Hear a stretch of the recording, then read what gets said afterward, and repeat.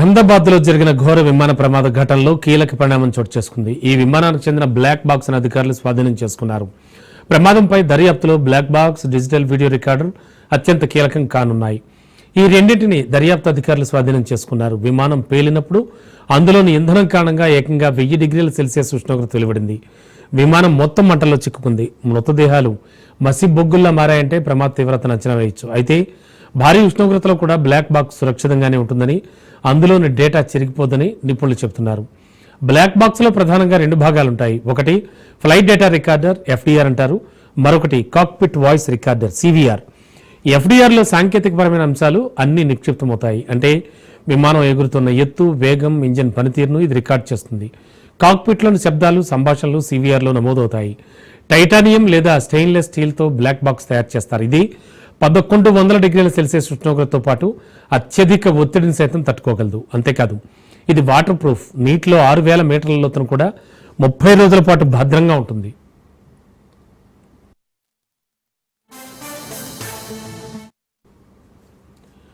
నీటిలో దీని జాడ సులభంగా కనిపెట్టచ్చు. ఇందులోంచి సంకేతాలు వెలువడుతూ ఉంటాయి. డివిఆర్ అనేది బ్లాక్ బాక్స్ కంటే భిన్నమైంది. విమానంలో ఉన్న సీసీటీవీ కెమెరాల ఫుటేజ్ ఇందులో ఉంటుంది. విమానం కాక్పిట్, క్యాబిన్లో ఈ కెమెరాలు ఏర్పాటు చేశారు. బ్లాక్ బాక్స్, డివిఆర్ డేటాను ప్రత్యేక ల్యాబుల్లో ఫోరెన్సిక్ నిపుణులు విశ్లేషించబోతున్నారు. ఇందుకోసం ఢిల్లీలో ఇటీవలే digital flight data recorder, cockpit voice recorder lab ప్రారంభించారు. దెబ్బతిన్న రికార్డులను మరమ్మతు చేసి డేటాను వెలికితీసే సదుపాయం ఇక్కడ ఉంటుంది.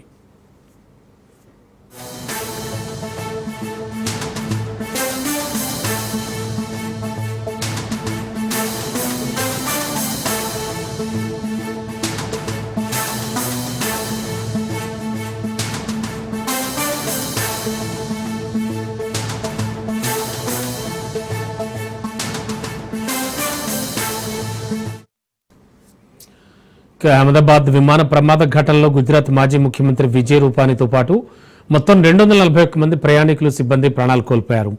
ప్రమాద కారణాలను వెలికితీయడంలో బ్లాక్ బాక్స్ అత్యంత కీలకమైన ఆధారంగా మారనుంది. బ్లాక్ బాక్స్ ను ప్రమాద స్థలానికి సమీపంలోని ఒక భవనం పై కప్పుపై కనుగొన్నారు.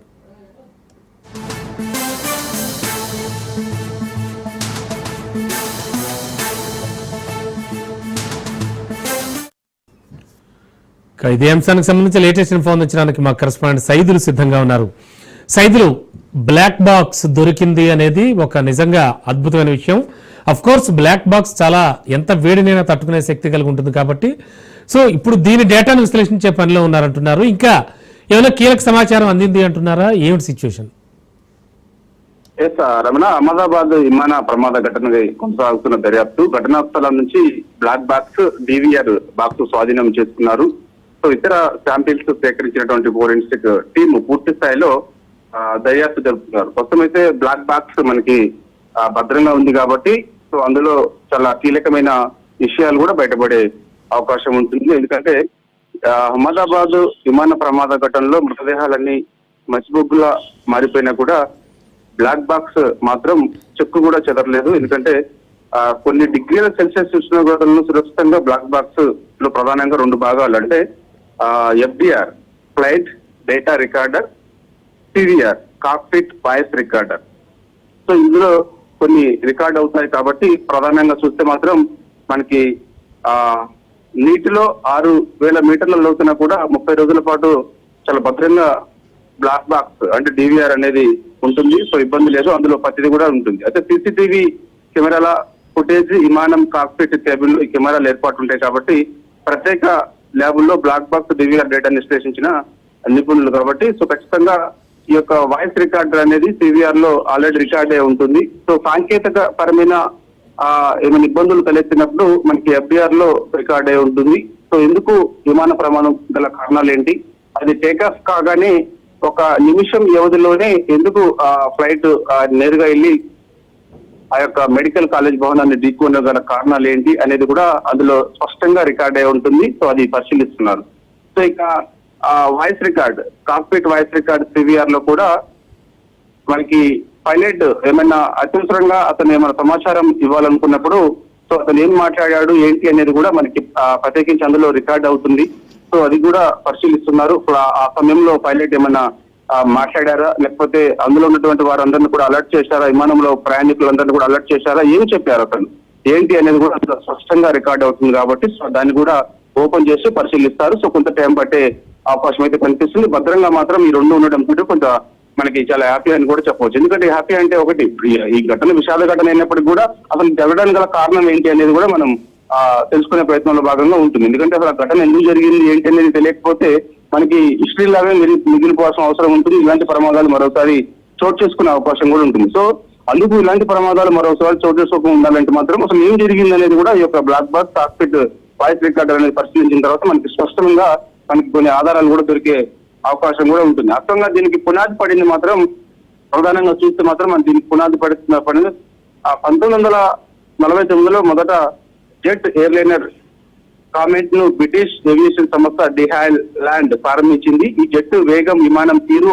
ఆధునిక సౌకర్యాలు ప్రపంచ దృష్టిని ఆకర్షించాయి. అయితే 1950 నుండి వరుసగా 2 ఏళ్ల పాటు విమాన ప్రమాదాలు చర్చనీయాంశంగా మారాయి. కాబట్టి ఈ కాలంలో 7 జెట్ విమానాలు కూలిన ఘటనలో మొత్తం 110 మంది మరణించారు. కాబట్టి సో ఇది ప్రపంచాన్ని నివరపరిచింది. కొన్ని విమానాలు ఆకాశంలో అధిక ఎత్తులోనే విచ్ఛిన్నమయ్యాయి. అసలు ఈ ప్రమాదం ఎందుకు జరగడానికి కారణాలు ఏంటి అనేది పైన కూడా మనకి ఆస్ట్రేలియాకి చెందినటువంటి డేవిడ్ ఏవియేషన్ ఇంధనాలకు సంబంధించినటువంటి 28 ఏళ్ల chemistry scientist doctor David Warren ఈ యొక్క నిపుణుల సమావేశంలో పాల్గొని ఖచ్చితంగా మనకి ఈ యొక్క వాయిస్ రికార్డర్ అంటే మన కాక్పిట్ వాయిస్ రికార్డర్ సివిఆర్, అదేవిధంగా ఫ్లైట్ డేటా రికార్డర్ ఎఫ్డిఆర్, ఈ రెండు కూడా ఉండడం వల్ల అసలు ప్రమాదం గల కారణాలు ఏంటి, ఎందుకు జరుగుతున్నాయి అనే దానిపైన కూడా ఆయన ఒక నిర్ణయానికి వచ్చి మొదటగా ఇది ఉండాలని చెప్పేసి కూడా మనకి డేవిడ్ నిర్ణయం తీసుకున్నారు. దానిలో భాగంగా ఇవి ప్రతి ఒక్క విమానంలో కూడా ఇది అప్పటి నుంచి భద్రపరుస్తూ వస్తున్నారు. విమాన ప్రమాదం జరగడానికి గల కారణాలు ఏంటి అనేది కూడా ఇది రికార్డ్ చేస్తుంది. అదేవిధంగా మనకి పైలట్ ఏమన్నా చెప్పదలుచుకున్నా కూడా ఇందులో రికార్డ్ అవుతుంది. కాబట్టి సో ఇది దాదాపుగా కొన్ని డిగ్రీల సెల్సియస్ వరకు కూడా అది ఒకవేళ ప్రమాదం చోటు చేసుకున్నప్పుడు కూడా అది చాలా భద్రంగా ఉండే విధంగా ఆయన ఏర్పాటు చేసి నిపుణుల సమక్షంలోనే అది ఇలా ఏర్పాటు చేసిన తర్వాత ప్రతి విమానానికి అప్పటి నుంచి ఇప్పటి వరకు కూడా కొనసాగుతూ వస్తున్నాయి. కాబట్టి సో ఈ రోజు అహ్మదాబాద్ విమాన ప్రమాదానికి గల కారణాలు ఏంటి అనే దానిపైన కూడా ఒకవైపు నిపుణుల బృందం దర్యాప్తు చేస్తున్నప్పటికీ కూడా మనకి ఈ 2 బాక్సులు చాలా కీలకంగా మారాయి. కాబట్టి FDR, CVR, flight data recorder FDR, cockpit voice recorder CVR, ఈ 2 కూడా మనకి చాలా భద్రంగా దొరికాయి. కాబట్టి సో 2-3 రోజుల్లోనే మనకి క్లారిటీ వచ్చే అవకాశం ఉంది. పైలట్ ఏం చెప్పారు, ఏంటి ప్రమాదానికి గల కారణం ఏంటి అనేది కూడా మనకు స్పష్టంగా తెలిసే అవకాశం ఉంటుంది. రమణ, ఓకే, ఓవరాల్ గా చూస్తే కనుక మృతుల సంఖ్య కానీ అలాగే ఎంతమంది క్షతగాత్రులు ఉన్నారు ఈ వివరాలు ఏమైనా ఉన్నాయా మన దగ్గర? అంటే ఆల్రెడీ వాళ్ళు ఏమైనా ప్రకటించారా? స్పష్టమైతే మనము అందులో విమాన ప్రమాదంలో మొత్తం 242 మంది ఉన్నప్పటికీ కూడా 241 చనిపోయారు. కాబట్టి సో వారిని ఇంకా మనం మృతదేహాలను పరిశీలించే పనిలోనే ఉన్నాము. ఎందుకంటే పూర్తిగా ఖాళీ ముద్దైపోయారు. కాబట్టి ప్రస్తుతం అయితే 6 మాత్రమే గుర్తించాము. వాళ్ళ యొక్క కుటుంబ సభ్యులు DNA టెస్టులు చేసిన తర్వాత ఇచ్చాము. సో మిగిలిన వారందరూ కూడా మనకి అహ్మదాబాద్ సివిల్ ఆసుపత్రిలోనే ఉన్నారు. ఇక మిగిలిన మెడికల్ సిబ్బంది ఎవరున్నారు అది నేరుగా వెళ్ళి మెడికల్ భవనాన్ని ఢీకొనడం వల్ల ఆ సమయంలో మెడికల్ స్టూడెంట్స్ అందరూ కూడా లంచ్ టైంకి వచ్చారు. లంచ్ చేస్తున్న సమయంలో జరిగింది కాబట్టి ప్రమాదం. సో ప్రస్తుతం అయితే మనకు అందుతున్న సమాచారం ప్రకారం మొదటి రోజు మాత్రం 24 మంది మరణించారు, కొంతమంది తీవ్రంగా గాయపడ్డారు. వారు నిన్న 6 చనిపోయారు. సో ఈ రోజు కూడా మరికొందరు ప్రాణాపాయ స్థితిలో ఉన్నట్టుగా కూడా మనకైతే సమాచారం ఉంది. స్పష్టంగా మనకైతే మొత్తం అసలు ఎంతవరకు ఏంటి అనేది కూడా ఈ రోజు మనకు తెలిసే అవకాశం అయితే కనిపిస్తుంది. ఇంకా మృతదేహాలు మాత్రం భారత్ చెందినటువంటి 165 మృతదేహాలు మాత్రం అప్పగించేందుకు కూడా టైం పడుతుంది. బ్రిటిష్ చెందినటువంటి 50 మృతదేహాలను కూడా ఎవరికి కొంచెం టైం పట్టే అవకాశం కనిపిస్తుంది. పోర్చుగీస్ వారు, అదేవిధంగా కెనడా వారు ఒకరున్నారు. కాబట్టి సో ఇది కొంత లేట్ అయ్యే అవకాశం కూడా ప్రాసెస్ ఉంటుంది. కాబట్టి సో ప్రస్తుతం మనకు అందించిన సమాచారం అయితే మాత్రం నిన్న మనకు కొంతమంది 5 మెడికల్ సిబ్బంది కూడా వాళ్ళు ప్రాణాపాయ స్థితిలో ఉండి చనిపోయినట్టు కూడా ధృవీకరించారు. కాబట్టి సో ఈ రోజు చూడాలి మరి అధికారికంగా ఎంతమంది అసలు ఈ యొక్క అహ్మదాబాద్ విమాన ప్రమాద ఘటనలో చనిపోయారు ఏంటనేది కూడా ఈ రోజు మనకి క్లారిటీ వచ్చే అవకాశం అయితే కనిపిస్తుంది. ప్రమాదానికి గల కారణాలు ఏంటి అనే విషయం కూడా మనకి ఒక 2 రోజుల్లో తెలిసే అవకాశం ఉంటుంది. ఎందుకంటే మనకి flight data recorder FDR, cockpit voice recorder CVR కూడా 2 మనకి భద్రంగా దొరికాయి. కాబట్టి వాటిని ఓపెన్ చేసి పరిశీలించిన తర్వాత వాయిస్ విన్న తర్వాత స్పష్టంగా మనకి ఈ ప్రమాదానికి గల కారణం ఏంటనేది కూడా మనకి త్వరలోనే చెప్పే అవకాశం కూడా కనిపిస్తుంది. ఇప్పటికే నిపుణుల కమిటీ కూడా దర్యాప్తు చేస్తుంది. ఈ మధ్యకాలం చూసాం మనం, ప్రధాని మోడీ కూడా అక్కడికి వెళ్ళారు. ఆ యొక్క ఘటనా స్థలాన్ని ఆయన పరిశీలించారు. అక్కడి నుంచి నేరుగా అహ్మదాబాద్ సివిల్ ఆసుపత్రికి వెళ్ళారు. ఎవరైతే ఒకరే ఒకరు ముదంజేయుడుగా బయటపడినటువంటి రమేష్ కూడా ఆయన్ని పరామర్శించారు, ఆయనతో మాట్లాడారు.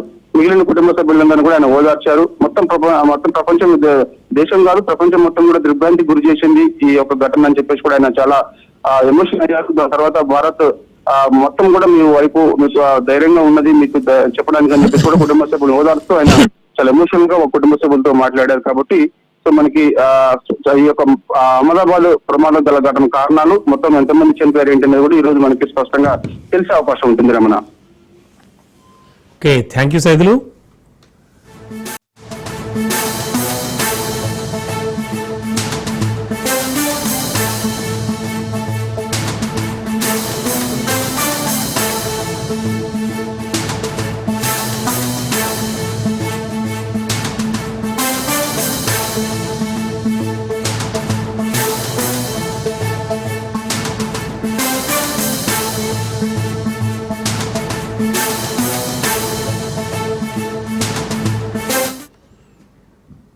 మరో బ్రేకింగ్ చూస్తున్నాం. పశ్చిమాసియా మరోసారి రణరంగమైంది. అమెరికా ఆశీస్సులతో ఇరాన్పై ఇజ్రాయెల్ భీకర వైమానిక దాడులు చేసింది. అణు కర్మాగారాలే లక్ష్యంగా విరుచుకుపడింది. పలు విడతల్లో దేశవ్యాప్తంగా 200కు పైగా అణు సైనిక స్థావరాలపై క్షిపణులు, బాంబుల వర్షం కురిపించింది. ఇజ్రాయెల్ నిఘా సంస్థ మొసాద్ ముందస్తుగానే ఇరాన్లోకి చేరవేసి ఉంచిన డ్రోన్లు కూడా అదే సమయంలో వాటిపై దాడులకు దిగాయి. ఎయిర్ డిఫెన్స్ వ్యవస్థలు కూడా పూర్తిగా కుప్పకూలాయి. దీంతో ఇజ్రాయెల్ వైమానిక దాడులను అడ్డుకోవడం ఇరాన్కు అసాధ్యంగా మారింది. రోజంతా విడతల వారీగా జరిగిన దాడుల్లో ఇరాన్ కనివిని ఎరుగని నష్టాలు చవిచూసింది.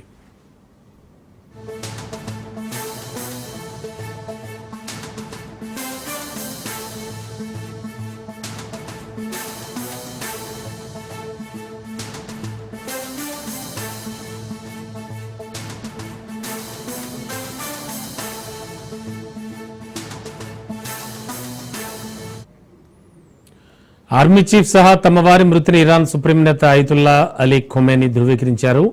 భారీ స్థాయిలో ప్రతీకారం తీర్చుకుంటామని ప్రతిజ్ఞ చేశారు. కాసేపటికి ఇజ్రాయెల్లోని ఇరాన్పై 100కు పైగా డ్రోన్లతో దాడికి దిగింది. క్షిపణులు కూడా ప్రయోగించింది. 1980లో ఇరాక్తో యుద్ధం తర్వాత ఇరాన్పై జరిగిన అతి పెద్ద దాడి ఇదే. ప్రాంతీయ ప్రత్యర్థుల పోరు యుద్ధానికి దారితీసేలా కనిపిస్తోంది.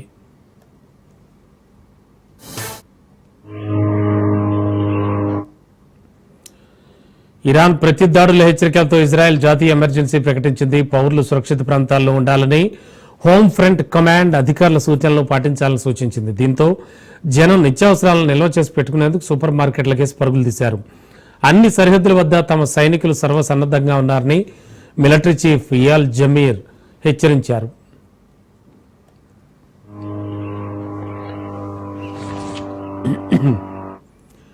ఇదే అంశానికి సంబంధించి లేటెస్ట్ ఇన్ఫో అందించడానికి మా కరెస్పాండెంట్ మహేందర్ సిద్ధంగా ఉన్నారు. మహేందర్, పశ్చిమాసియాలో మరోసారి యుద్ధ మేఘాలు కమ్ముకున్నాయి. ఇజ్రాయెల్ చాలా భీకర దాడులు చేస్తుంది. ఇజ్రాయెల్ పాఠవం మనకు తెలియంది కాదు.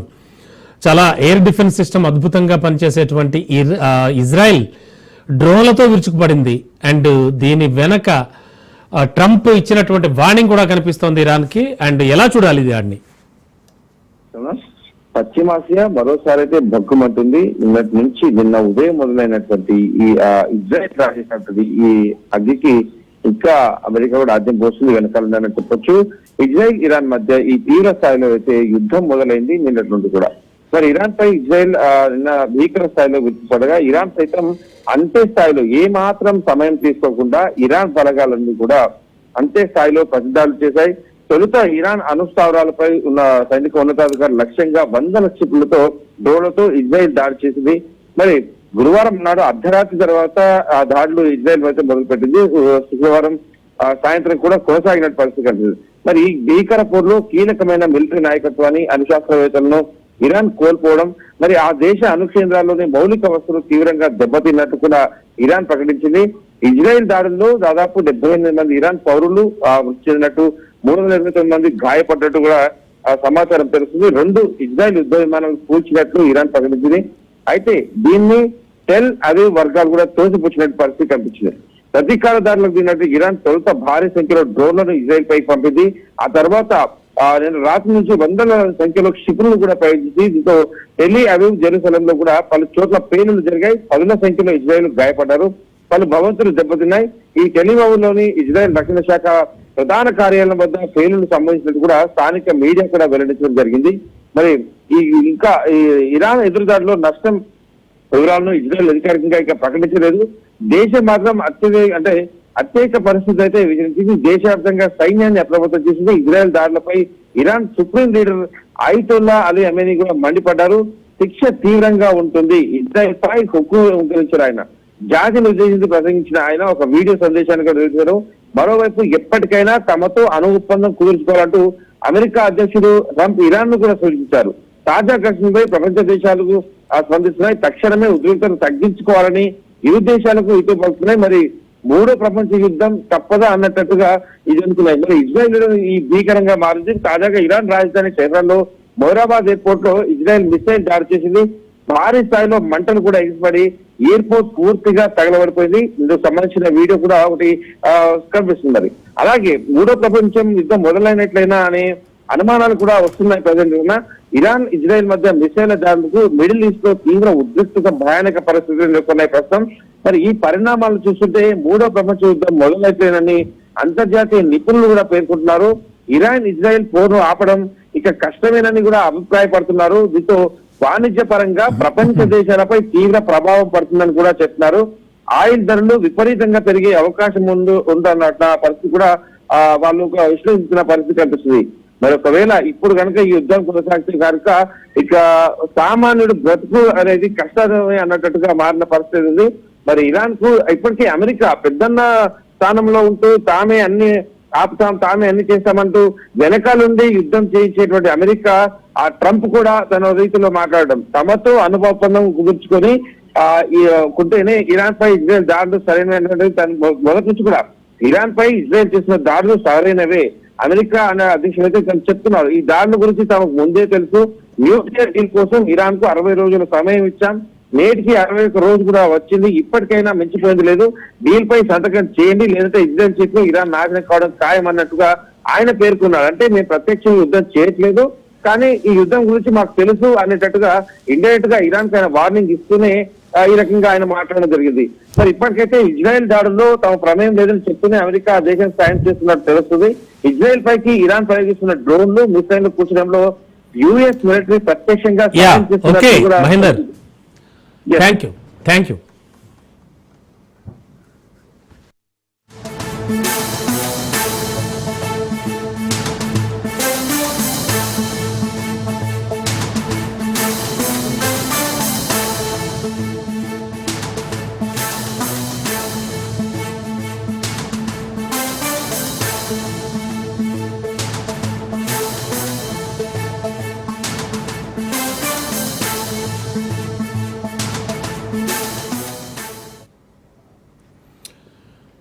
మరో బ్రేకింగ్ లో చూస్తూ ఉన్నాం. తెలంగాణలో ప్రతిష్టాత్మకంగా సినీ సంబరాలు జరగబోతున్నాయి. ప్రజా గాయకుడు గద్దర్ పేరుతో సినీ అవార్డులను సీఎం రేవంత్ రెడ్డి ప్రకటించారు. ఇవాళ హైటెక్స్ వేదికగా జరిగే వేడుకల్లో విజేతలకు ఆ అవార్డులు అందించి సత్కరించనున్నారు.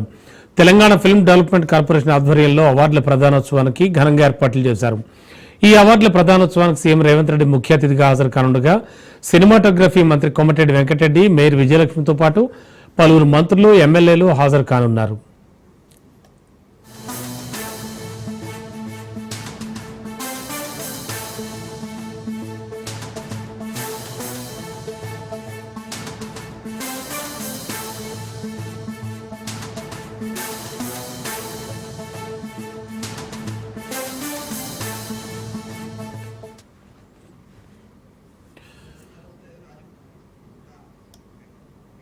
తెలంగాణలో ప్రతిష్టాత్మకంగా సినీ సంబరాలు జరగబోతున్నాయి. ప్రజా గాయకుడు గద్దర్ పేరుతో సినీ అవార్డులను సీఎం రేవంత్ రెడ్డి ప్రకటించారు. ఇవాళ హైటెక్స్ వేదికగా జరిగే వేడుకల్లో విజేతలకు వాటిని అందించి సత్కరిస్తారు. ఇక ఇదే అంశానికి సంబంధించిన లేటెస్ట్ ఫోన్ ఇచ్చడానికి మా కరెస్పాండెంట్ రాజు సిద్ధంగా ఉన్నారు. రాజు, ఏం జరుగుతోంది? ఇవాళ ప్రతిష్టాత్మకంగా 10 ఏళ్ల నుంచి ఇవ్వబోతున్నటువంటి అవార్డులకు సంబంధించి CM and deputy CM main గెస్ట్లుగా వస్తూ ఉన్నారన్నారు. అండ్ ఇంకా మిగతా రంగాల నుంచి సెలబ్రిటీస్ ఎవరైనా వస్తూ ఉన్నారా? ముఖ్యంగా సినీ రంగానికి సంబంధించిన సెలబ్రిటీస్ కావచ్చు, వ్యాపార రంగ దిగ్గజాలు కానీ ఎవరైనా వస్తూ ఉన్నారా?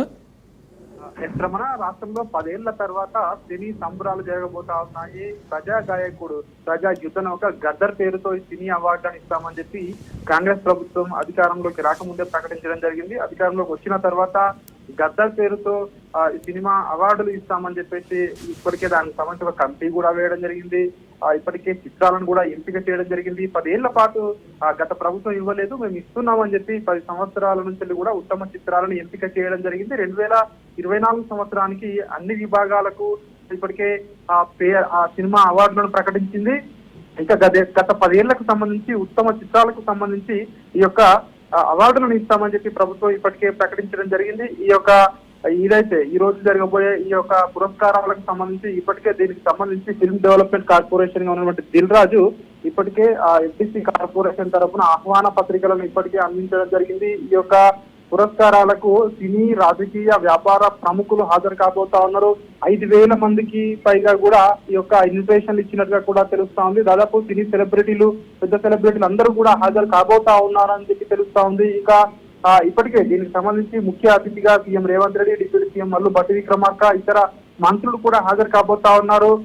ఈ గద్దర్ అవార్డులకు ఎంపికైన విజేతలతో పాటు జ్యూరీ చైర్మన్లు జయసుధ, మురళీమోహన్ తో సహా పలువురు అగ్రతారలు ఈ యొక్క హైటెక్స్ ప్రాంగణంలోకి రాబోతా ఉన్నారు. ఇక్కడ హైటెక్స్ లో సాయంత్రం 6 గంటలకు ఈ యొక్క అవార్డుల ప్రధానోత్సవం కార్యక్రమం ప్రారంభం కాబోతా ఉంది. దీనికి సంబంధించి ఇప్పటికే పూర్తి ఏర్పాట్లు ప్రభుత్వం అయితే చేయడం జరిగింది. ఎఫ్టీసీ ఆధ్వర్యంలో దిల్ రాజు ఎప్పటికప్పుడు కూడా ఈ యొక్క ఏర్పాట్లను పర్యవేక్షిస్తా ఉన్నారు. నిన్న చీఫ్ సెక్రటరీ రామకృష్ణారావు ఈ యొక్క అవార్డులకు సంబంధించి సమీక్షా సమావేశం నిర్వహించడం జరిగింది.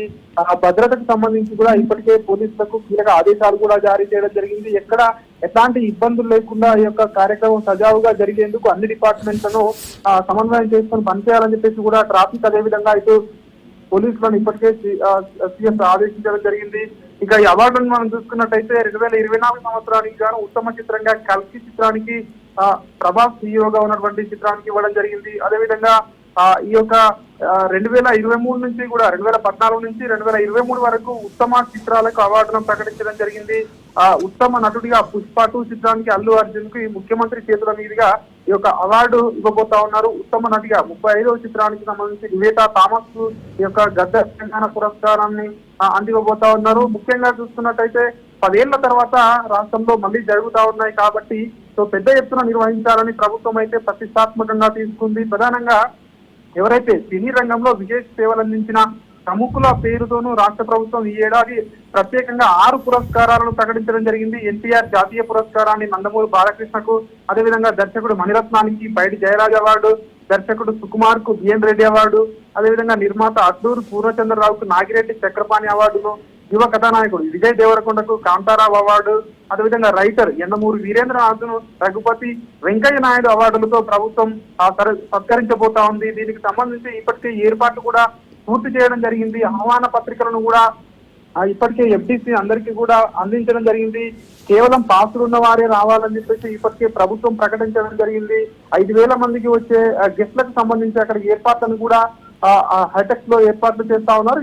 ఈరోజు సాయంత్రం 6 గంటలకు ఈ యొక్క కార్యక్రమం అంగరంగ వైభవంగా జరగబోతా ఉంది. దీనికి సంబంధించి ఎక్కడా కూడా ఎట్లాంటి ఇబ్బందులు తలెత్తకుండా ఉండాలని చెప్పేసి ఇప్పటికే సీఎం రేవంత్ రెడ్డి కూడా FDC corporation chairman Dil Raju కూడా ఎప్పటికప్పుడు కూడా సమన్వయం చేసుకుంటున్నారు. దీనికి సంబంధించి గద్దర్ ఏదైతే గద్దర్ పేరుతో అవార్డులు ఇస్తా ఉన్నామో, తెలంగాణ కోసం తన జీవితాంతం పోరాటటువంటి గద్దర్ పేరుతో అవార్డులు ఇస్తున్నామని చెప్పేసి కూడా ఇప్పటికే ప్రభుత్వం అయితే ప్రకటించడం జరిగింది. రమణ.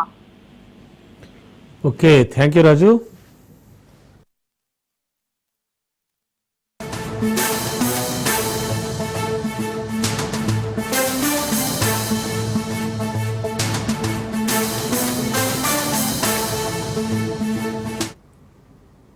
మరో బ్రేకింగ్. ఏడాది పాలనపై నేతలకు చంద్రబాబు దిశానిర్దేశం చేశారు. జూలైలో పార్టీ నేతలు కార్యకర్తలకు నాయకత్వ శిక్షణ ఇవ్వనున్నట్లుగా చెప్పారు. నిబద్ధత కలిగిన నేతలతో పార్టీ కమిటీలు ఏర్పాటు చేశారు. ఈ నెల 23 నుంచి నెల రోజులు తొలి అడుగు కార్యక్రమం నిర్వహించాలని కార్యకర్తలకు సూచించారు. ఎమ్మెల్యేలు రోజు కొంత సమయం పార్టీ కేటాయించాలని సూచించారు. వచ్చే వారం అన్నదాత సుఖీభావ పథకం అమలు చేయనున్నట్టుగా పార్టీ శ్రేణులకు చెప్పినట్టుగా తెలుస్తోంది.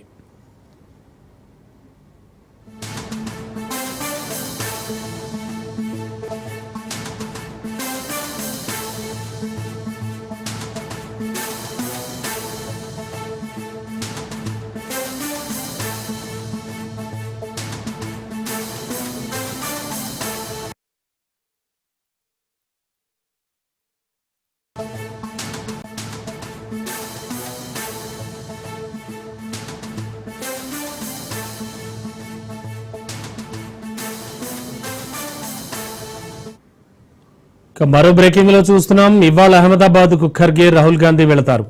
విమాన ప్రమాద ఘటనా స్థలాన్ని పరిశీలిస్తారు. అనంతరం ఆసుపత్రిలో ఉన్న బాధితులను పరామర్శిస్తారు. ఈ ఘటనపై రాహుల్ గాంధీ ఆరా తీస్తారు. ఇక విమాన ప్రమాదంలో ఇప్పటికే 271 మంది మృతి చెందగా మృతుల సంఖ్య మరింత పెరిగే అవకాశం ఉన్నట్టుగా వైద్యులు వెల్లడించారు.